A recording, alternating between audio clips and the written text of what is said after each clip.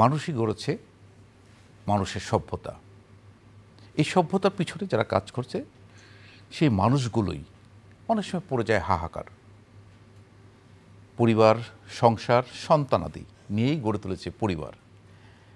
আধুনিক পদ্ধতিতে চিকিৎসায় আইভিএফ, আজকে আমরা আলোচনা করব বন্ধ্যত্ব চিকিৎসায় আইভিএফের পদ্ধতিগুলো। এই বিষয়ে আমাদের সাথে আলোচনায় যোগ দিয়েছেন ডাক্তার নিবাস চন্দ্র পাল, তিনি chief consultant, Dipshikha infertility centre, Sreemangal, Moulvibazar. ডাক্তার নিবাস, আপনাকে স্বাগত আমাদের অনুষ্ঠানে। আপনাকেও ধন্যবাদ। আমরা জানি দুটি পাতা একটি করে দেশ সিলেট, সেই সিলেটের মৌলভীবাজারের শ্রীমঙ্গল, শুধু শ্রীমঙ্গলে আপনার প্রতিষ্ঠান দীপশিখা ইনফার্টিলিটি সেন্টার। আসলে আমরা জানি যে এই বন্ধ্যাত্ব বা ইনফার্টিলিটি এগুলো সাধারণত শহর কেন্দ্রিক হয়। তা আপনার যে প্ল্যানিংটা, আপনি এই গ্রামে চা বাগান ঘেরা শহরে আপনি কেন এই দীপশিখা ইনফার্টিলিটি সেন্টারটা করে তুললেন? খুবই সত্য কথা আপনার কথাটা, যে বন্ধ্যত্ব চিকিৎসা আমাদের দেশে এখনও ঢাকা বেসড, রাজধানী বেসড। পেরিফেরিতে কিছু কিছু কাজ হয়, যেমন চিটাঙ্গে হচ্ছে, আর খুব একটা খুলনাতে নতুন করে একটা শুরু হয়েছে, আর এইদিকে কুমিল্লা, ময়মনসিংহ, সিলেটের মধ্যে একমাত্র এই দীপশিখা ইনফার্টিলিটি কেয়ার। মূলত এই কাজটা এখানে শুরু করি যে আপনারা জানেন যে শ্রীমঙ্গল একটা টুরিস্ট জোন, পর্যটন এরিয়া, এবং সারা বাংলাদেশের লোকজন এই এলাকায় বেড়াইতে যায়। বিশেষ করে যারা যখন দম্পতিরা ইনফার্টিলিটির সমস্যা ভুগে, তাদের মধ্যে এক ধরনের ফ্রাস্ট্রেশন চলে আসে, তখন তারা একটু অ্যামিউজমেন্ট করতে চায়, একটু ঘুরতে চায়, একটু ভ্রমণ করতে চায়। তো দুইটা কাজ একসাথে হয়ে গেল, ভ্রমণও হলো এবং তাদের চিকিৎসার একটা উপায় এইখানে যেহেতু আছে, ওই চিকিৎসার পরামর্শটাও তাদের হয়ে গেল। জি, একসাথে দুটা কাজ। জি দর্শক, আপনারা কিন্তু দেখছেন গ্রিন ভিউ ক্লিনিক টেলিপ্রেসক্রিপশনের সরাসরি আয়োজন। আজকে আমরা কথা বলছি বন্ধ্যাত্বের আধুনিক চিকিৎসা আইভিএফ নিয়ে। আমাদের সাথে আছেন ডাক্তার নিবাস। নিবাস, আপনি যেটা বলছিলেন যে আসলে একটা সুন্দর সিটিতে আপনার চা বাগান ঘেরা শহরে আপনি বন্ধ্যাত্বর একটা সেন্টার তৈরি করেছেন। আমি যদি প্রথমে জানতে চাই যে আসলে বন্ধ্যাত্ব আপনারা কখন বলেন, কাদেরকে বন্ধ্যাত্ব বলেন? বন্ধ্যাত্ব বলতে বোঝায় যদি কোনো দম্পতি একসাথে 1 বৎসর তারা কোনো ধরনের জন্ম নিয়ন্ত্রণের পদ্ধতি ব্যতীত একই সাথে 1 বৎসর সহবাস করে, তারপরে যদি কোনো সন্তানাদি না আসে, তাকে আমরা বন্ধ্যাত্ব বলে আখ্যাত করি। কিন্তু এখানে একটা ব্যাপার আছে, যদি কোনো কাপুলের তার স্ত্রীর বয়স 35-এর বেশি হয়, তাহলে 6 মাস পর্যন্ত আমরা এটাকে সময় দিই, 6 মাস পরেই এটাকে বন্ধ্যাত্ব হিসেবে অভিহিত করতে পারি। মানে এখানে বয়সটা একটা বয়স থেকে গেল। আমরা কিন্তু ইদানিং দেখি যে বন্ধ্যাত্বর সংখ্যা কিন্তু অনেক বাড়ছে আমাদের দেশে। এর পিছনে কি কারণ বলে আপনি মনে করছেন? বন্ধ্যাত্বর বিষয়টা হলো আমাদের দেশে বাড়ছে দুইটা কারণ আমি বলতে পারি। অ্যাকচুয়ালি একটা বাড়ছে, আর একটা হলো আমাদের দেশের ফ্যাসিলিটি আগে তেমন ছিল না। এখন ফ্যাসিলিটিটা বিভিন্ন জেলা শহরেও প্রাথমিক যে চিকিৎসাগুলো এগুলা হচ্ছে, যার কারণে আমাদের মনে হচ্ছে সংখ্যা বাড়ছে খুব, যে ইনফার্টিলিটি কাপলের সংখ্যা বাড়ছে, এবং রুগীরাও এখন মানে রুগীদের মধ্যে সচেতনতা আসছে যে এটার চিকিৎসা আছে, চিকিৎসা করতে হয়। যার কারণে আমাদের মনে হচ্ছে প্রচুর পরিমাণে রুগী আমাদের চেম্বারে আসছে। এটা একটা কারণ। আরেকটা কারণ হতে পারে যে আমাদের লাইফস্টাইল, আমাদের ফুড হ্যাবিট, এটাও মূল কারণ। এবং আমরা দিন দিন আমরা যে মানে ফাস্ট ফুডের দিকে ঝুঁকে পড়ছি, আমরা ডিভাইসে ঝুঁকে পড়ছি, আমাদের কোনো কায়িক কোনো পরিশ্রম হচ্ছে না। আসল সত্য, কায়িক পরিশ্রম কমে গেছে আমাদের। আমরা যদি একজন পেশেন্টকে, যারা ইনফার্টিলিটিতে যে দম্পতি আসলেন, তাদেরকে আমরা যদি অ্যানালাইসিস করি, সাধারণত কি কি কারণে তাদের ইনফার্টিলিটি হয়, মানে কোন কোন ডিজিজ কন্ডিশনে তাদের ইনফার্টিলিটি হয়? এটা দুই পক্ষেরই হতে পারে। যেমন স্বামীরও হতে পারে, স্ত্রীরও হতে পারে। স্বামীর কারণ, মূল কারণ একটাই, যেটা হলো যে তার শুক্রাণু যদি, তার বীর্যের যে শুক্রাণু যদি গুণগত মান ভালো না হয়, অথবা শুক্রাণু যদি অ্যাবসেন্ট থাকে, শুক্রাণু না থাকে পুরুষদের একটা, অথবা শুক্রাণু আছে, শুক্রাণু গুণগত মান ভালো না, এই ক্ষেত্রে পুরুষের হইতে পারে। স্ত্রীদের ক্ষেত্রে মূল কারণ যদি ডিম্বাশয়ে যে ডিম উৎপাদন হয় প্রতি মাসে মাসে একটা, আপনারা জানেন প্রতি মাসে একটা ডিম আসে, ডিম আসার যাদের রেগুলার তাদেরই রেগুলার মাসিক হয়, আর যাদের ইরেগুলার তাদের ইরেগুলার ওভুলেশন হয়। এই ইরেগুলার ওভুলেশনের পিছনে অনেক কারণ থাকতে পারে, যেমন one of the cause polycystic ovarian disease বা সিনড্রোম যেটাই বলি আমরা। তারপরে ধরেন হাইপোথাইরয়েডিজম, হাইপারথাইরয়েডিজম, এন্ডোমেট্রিওসিস, এইগুলা মূল কারণ।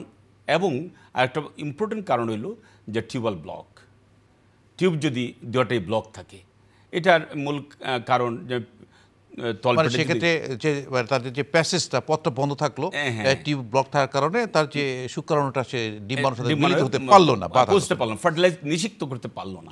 তো এখন এইসব ক্ষেত্রে তারা যে দম্পতির আপনার কাছে আসেন, আপনাদের একটা অ্যাসেসমেন্ট করতে হয়, একটা ইভালুয়েশন করতে হয় যে আসলে তার কোন কারণে, কোন দম্পতি কোন কারণে হচ্ছে, তখন আপনারা আসলে কি কি ইভালুয়েশন করেন বা কি কি পরীক্ষা নিরীক্ষা করেন? আমরা প্রথম আসার পরেই হিস্ট্রি নেই স্বামী এবং স্ত্রীর আলাদা আলাদা, এবং স্বামী স্ত্রী একসাথে বসিয়ে আমরা হিস্ট্রি নেই। হিস্ট্রি নেওয়ার পরে আমরা প্রথম যে পরীক্ষাগুলো করি এটা হলো পুরুষের ক্ষেত্রে সিমেন, এটা করতে হবে প্রথম ইনভেস্টিগেশন যদি একটা করতে হয় ইনফার্টিলিটি কাপলের ক্ষেত্রে, তাহলে প্রথম পরীক্ষাটা হলো সিমেন অ্যানালাইসিস। তারপরে আমরা এটা আমরা তিনটা ভাগে প্রাইমারি, সেকেন্ডারি, টার্সিয়ারি আমরা লেভেলে পরীক্ষাগুলো করতে পারি। যেমন প্রাইমারি লেভেলের পরীক্ষার মধ্যে সিমেন অ্যানালাইসিস পুরুষের, মহিলাদের আছে যেমন তাদের ওভারিয়ান রিজার্ভ দেখার জন্য follicular stimulating hormone, luteinizing hormone, antimullerian hormone, এই থাইরয়েড ফাংশন টেস্ট, প্রোলাকটিন, এই পরীক্ষাগুলো আমরা প্রথম করি। করার পরে দেখি যে তার স্ট্যাটাসটা কেমন, তার হরমোনাল প্রোফাইলটা ঠিক আছে কিনা। ডক্টর নিবাস একজন দর্শক আমাদের সাথে যুক্ত হয়েছেন, আমরা ফোন কলটি নিয়ে নিচ্ছি। হ্যালো দর্শক, কে আছেন আমাদের সাথে? আপনার নাম, পরিচয় এবং বয়স বলে আপনার সমস্যার কথাটি বলুন। হ্যালো। জি জি জি জি আসসালামু আলাইকুম। ওয়ালাইকুম আসসালাম। আমি মুস্তাফা কামাল ঢাকা থেকে বলছি, যাত্রাবাড়ি থেকে। জি বলুন। তো আমার প্রশ্নটা হচ্ছে, আমার ছোট ভাই, ওর বয়স 45-46, আর কিছুটা লেট ম্যারেজ, 3 বছর ধরে বিয়ে করেছে। আর ওর স্ত্রীর বয়স 25, বাট 3 বছর বিয়ে হয়েছে, কোনো ছেলে মেয়ে হয় নাই। তো আমি ডক্টর স্যারের কাছে প্রশ্ন রাখছি যে স্যার, এই বাচ্চা না হওয়ার পিছনে তো একটা কারণ থাকতেই পারে, তো এই সংক্রান্ত পরীক্ষা নিরীক্ষার জন্য আমি বাংলাদেশে কোন ধরনের প্রতিষ্ঠানে যোগাযোগ করব, এই আর কি। যে দর্শক ধন্যবাদ, আপনার সমস্যার কথাটি বুঝতে পেরেছি। আপনার ছোট ভাইয়ের যে সমস্যাটা, নিশ্চয়ই ডক্টর নিবাস আপনার এই সমস্যার একটা সমাধান দিবেন। আর একটা নিবাস যে প্রশ্নটি এসেছে যে 46 ওনার 45-46 বলেছেন, এবং 25 হলো তার ওয়াইফের বয়স, তারা 3 বছর থেকে সংসার করছেন কিন্তু বাচ্চা পাচ্ছেন না। এখন তারা কোথায় যাবেন বা কি করবেন, কি করা উচিত? তারা প্রাথমিকভাবে একজন গাইনি চিকিৎসকের পরামর্শ নিতে পারেন। গাইনি চিকিৎসক যদি মনে করেন যে কাপুলকে ইনফার্টিলিটি চিকিৎসা কেন্দ্রে পাঠাতে হবে, তারা উনি পাঠাবেন। ওনার কাছে আগে যাবে, উনি প্রাথমিক যে পরীক্ষাগুলো আছে এগুলো করবে, যেমন ওনার ভাইয়ের সিমেন অ্যানালাইসিস, ভাইয়ের বউয়ের যে প্রাথমিক টেস্টের কথাগুলো বললাম, এগুলো করবে। করানোর পরে যদি মনে করে উনি যদি মনে করেন যে এটা ইনফার্টিলিটি সেন্টার পাঠানো দরকার, তখন উনি পাঠাবেন। আচ্ছা, এই প্রসঙ্গে যদি আমরা আসি, ধরেন এরকম একটা ইনফার্টিলিটি নিয়ে আসলো আপনাদের কাছে, আপনি তো বললে তাকে অ্যাসেসমেন্ট করলেন, ইভালুয়েট করলেন, পরীক্ষা নিরীক্ষা করলেন, তারপরে আপনারা কি চিকিৎসা দিয়ে থাকেন? আমরা কি প্রথমেই আইভিএফ এর দিকে যাই, না অন্যান্য কোনো পদ্ধতি আছে? অবশ্যই না, আমরা প্রথমে কাউন্সেলিং, এই যে নিঃসন্তান দম্পতিদের চিকিৎসার প্রথম হলো কাউন্সেলিং করলে অনেক কাপল এমনিতেই বাচ্চা চলে আসে। তারা যদি ব্যাপারগুলো বুঝাই দিতে পারি আমরা, যে তাদের কিভাবে চলন বলন করবে, কিভাবে ডায়েট হ্যাবিট, এক্সারসাইজ, এই ব্যাপারে পরামর্শ দেওয়ার পরে কয়টা প্র্যাকটিসের যে কতগুলো দিন আছে, কোন দিনে একসাথে থাকলে সন্তান আসে, এই ব্যাপারে পরামর্শ দিলে অনেক ক্ষেত্রেই চলে আসে। তখন আমরা প্রাথমিক স্টেপে যদি সিমেন্ট কোয়ালিটি ভালো হয়, যদি সিমেন্ট কোয়ালিটি ভালো হয়, এই ক্ষেত্রে আমরা লেট্রোজল প্রিপারেশন দিয়ে করতে পারি, অথবা ক্লোমিফেনসাইটের ট্যাবলেট আমরা স্বভাবত 3 to 6 সাইকেল দিয়ে থাকি এবং মনিটর করি যে তার যে ওষুধ দিলাম এটাতে তার ডিম আসলো কিনা। এই যে 3 to 6 সাইকেল আপনারা ল্যাট্রোজল দিচ্ছেন, আচ্ছা কি ডোজে দিচ্ছেন বা কখন দিচ্ছেন? এটা আমরা ডে 3 to ডে 7 আমরা ইনিশিয়ালি দিয়ে থাকি, অথবা এটা ডে 2 থেকে দেওয়া যায়, ডে 2 to ডে 6। এবং এই আমরা স্বভাবত 2.5 milligram 2 tablet daily or 1 tablet daily according to body weight and indication আমরা দিতে পারি আর কি। ইভেন ডোজ মে ইনক্রিজ, মানে যেটা হলো পিরিয়ডের আপনার 2nd ডে থেকে 6th ডে পর্যন্ত অথবা 3rd ডে থেকে 7 পর্যন্ত, সেটা আপনার 3 থেকে 6 সাইকেল দিয়ে একটা ট্রায়াল আপনারা দিতে পারেন। অনেক ক্ষেত্রে এটা হয়ে যাচ্ছে। যখন এটা ফেল করলো তখন আপনারা কি করেন? তখন ওই সেকেন্ডারি স্টেজে আমরা যাই, তার ইভালুয়েশন করি। আবার তার স্ত্রীর ইভালুয়েশনটা হলো এটাই যে তার টিউব প্যাটেন্সি আছে কিনা, এটা ভেরি ইম্পর্টেন্ট। কারণ 30% ক্ষেত্রে টিউবাল ব্লক পাওয়া যায়, যার কারণে টিউবাল ব্লক না দেখে পরবর্তী চিকিৎসায় প্রসিড হওয়া ঠিক না। তো টিউবাল ব্লক দেখার জন্য আপনারা কোন পরীক্ষা করে থাকেন? টিউবাল ব্লক দেখার জন্য আমরা স্বভাবত স্যালাইন ইনফিউশন সোনোগ্রাফি এটা আমরা করতে পারি, এটা আমরা একটা গাইনোকোলজিস্টের চেম্বারেই করতে পারি, অথবা আমরা রেডিওলজি ডিপার্টমেন্টে পাঠাইতে পারি হিস্টেরোসালফিঙ্গোগ্রাফি করার জন্য, অথবা হাইফোসি নামে নতুন একটা টেকনিক আসছে, যদিও খুব ব্যয়বহুল। এটা কিন্তু গাইনির ডাক্তারই তার চেম্বারেই গাইনি ডাক্তারই করতে পারে উইদাউট এনি কমপ্লিকেশনস। কারণ হিস্টেরোসালফিঙ্গোগ্রাফিতে অনেক কিছু কমপ্লিকেশন হয়, পেইন হয়, অ্যালার্জিক রিয়েকশন হয়, ইনফেকশন হইতে পারে, যার কারণে এটা ভালো পদ্ধতি বাট একটু কস্টলি। এই কারণে হয়তো অনেকেই আমরা অ্যাডভাইস করতে পারি না। তো আপনারা এই পরীক্ষা নিরীক্ষাগুলো করে আপনারা দেখলেন যে টিউবাল ব্লক আছে, তো সেক্ষেত্রে আপনারা কি করণীয়? হ্যাঁ, আমরা যখনই টিউবাল ব্লক পাই তখন আমরা এটাকে আবার ইভালুয়েশন করি by the laparoscopy with hysteroscopy. আমরা যদি দেখি ব্লক আছে তাহলে হিস্টেরোস্কোপিক ক্যানোলাইজেশন করে আমরা ব্লকটাকে খুলতে পারি। অনেক ক্ষেত্রে খুলে, যদি মিড পোর্শনে ব্লক হয় তাহলে খোলা সম্ভব হয় না। কর্ণাতে যদি ব্লক হয় অথবা ফিমব্রিটিয়ানের ব্লক হয়, বেশিরভাগ ক্ষেত্রে খোলা যায়, এটা করা যেতে পারে। যদি না খুলি তখন আমরা তাকে ERT চিকিৎসার পরামর্শ দিই। অ্যাসিস্টেড রিপ্রোডাক্টিভ টেকনোলজিতে তাকে যাইতে হবে। অর্থাৎ এই ক্ষেত্রে অ্যাসিস্টেড রিপ্রোডাক্টিভ টেকনোলজি পরামর্শ দেই, কিন্তু এই ক্ষেত্রে IUI করা সম্ভব না। এটা one of the technology, IUI করা সম্ভব না যেহেতু টিউব ব্লক।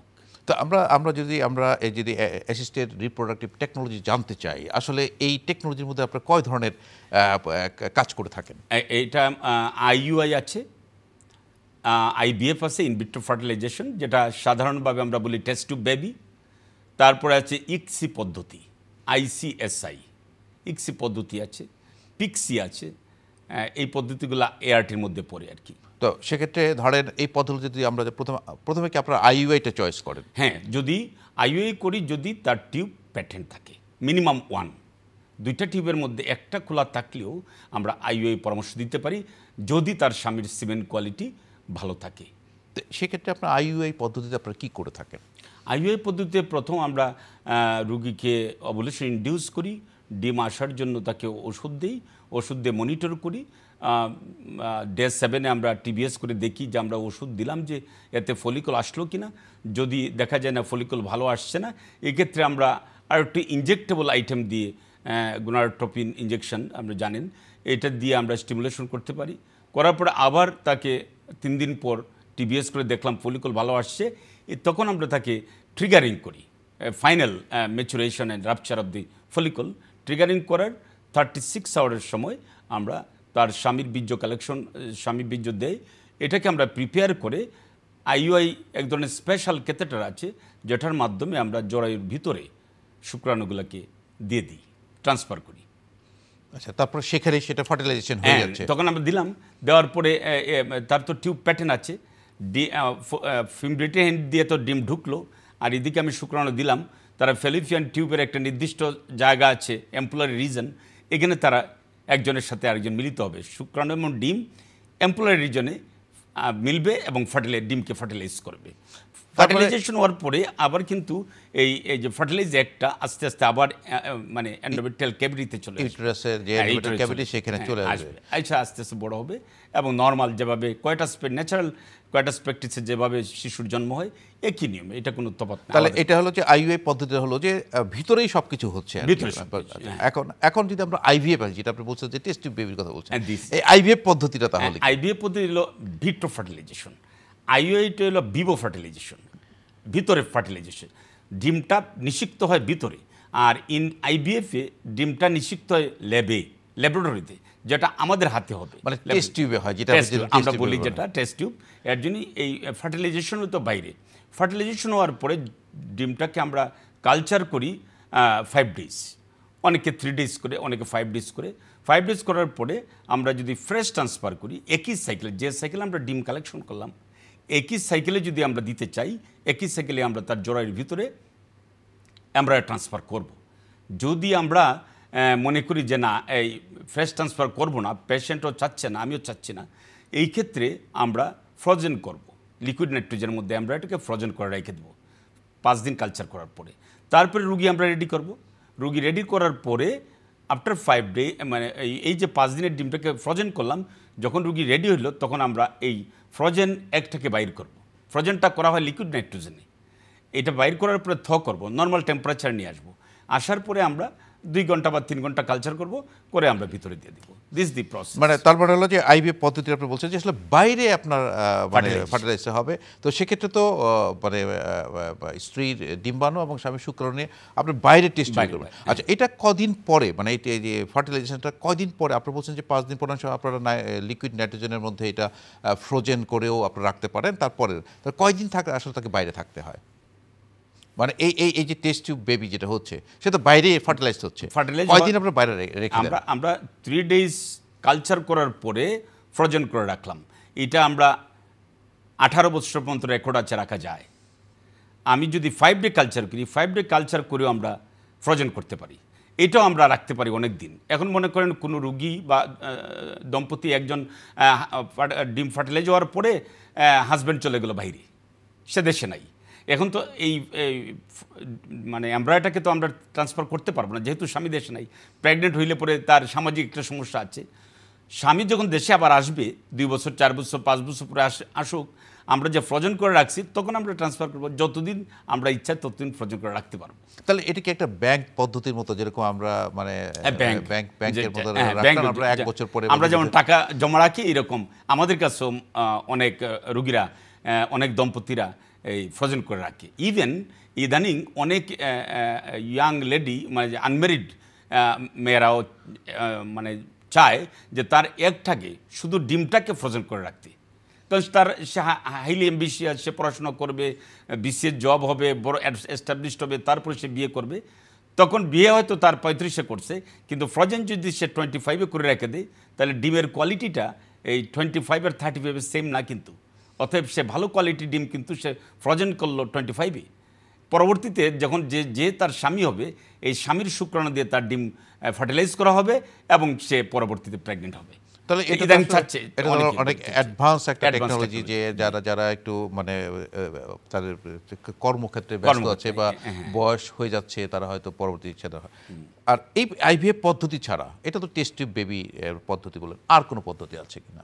হ্যাঁ, ইক্সি পদ্ধতি, ICSI, এটা আমরা বলতে পারি ইন্ট্রাসাইটোপ্লাজমিক স্পার্ম ইনজেকশন, অর্থাৎ ডিমের ভিতরে শুক্রাণুকে আমরা ইনজেক্ট করে দেব। একটা ডিমের মধ্যে একটা শুক্রাণুকে ইনজেক্ট করব আমরা। আর কনভেনশনাল আইভিএফ যেটা আগে, যেটা টেস্ট নিবাস, আরেকজন দর্শক আছে, আমরা আসছি ইক্সিতে, আমরা পরবর্তী আসছি। একজন দর্শক আমাদের সাথে আছেন। হ্যালো, কে আছেন আমাদের সাথে? আপনার নাম, পরিচয় এবং বয়স বলে সমস্যার কথাটি বলুন। ওয়ালাইকুম আসসালাম। আমি সিলেট থেকে লিটন বলছি। জি বলুন লিটন, আমরা শুনতে পাচ্ছি, বলুন। আচ্ছা, আমি ওই বেশি এত সুন্দর করে নিবাস পাল বোঝাচ্ছেন ব্যাপারটা, মানে এত আমরা জানতাম যে এত কঠিন, মানে এই যে ওনার সিস্টেমটা, টেস্ট টিউব বেবিটা, কিন্তু ওনার প্রেজেন্টেশনটা একদম পানির মতো হয়ে যাচ্ছে, যে খুব ইজি ব্যাপারটা।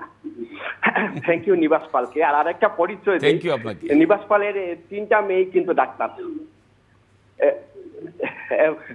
এবং নিবাস পাল কিন্তু এই সিলেট, গ্রেটার সিলেটে মানে একটা আমূল পরিবর্তন আছেন ওনার দীপশিখা ক্লিনিকের মাধ্যমে।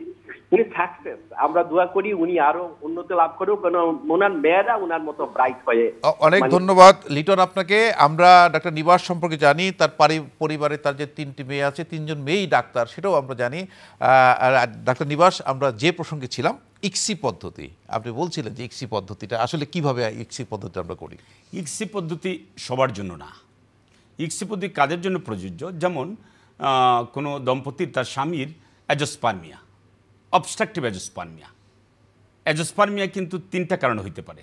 একটা হলো অবস্ট্রাকটিভ, আর বাকিগুলো নন অবস্ট্রাকটিভ। নন অবস্ট্রাকটিভের মধ্যে ধরেন টেস্টিকুলার ফেইলর, মানে টেস্টিস তার ফাংশনিং না, জেনেটিক্যালি টেস্টিসটা খারাপ, অথবা হাইপোগোনাডোট্রপি হাইপোগোনাডিজম, অর্থাৎ যে হরমোনের কারণে শুক্রাণুগুলো তৈরি হয় এই হরমোনের লেভেলটা তার খুব কম, যার কারণে তার অ্যাজোস্পার্মিয়া হতে পারে।